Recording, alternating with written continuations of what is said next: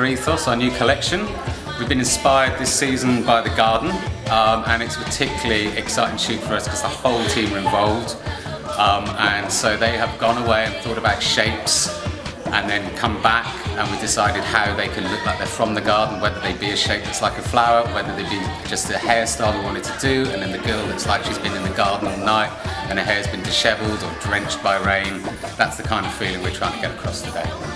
And for the team as well, it's just it's amazing for all our staff to be able to see how you achieve these looks and the textures. We've got an editorial for it, it's not just a very hairdressing shoot, is it? Exactly.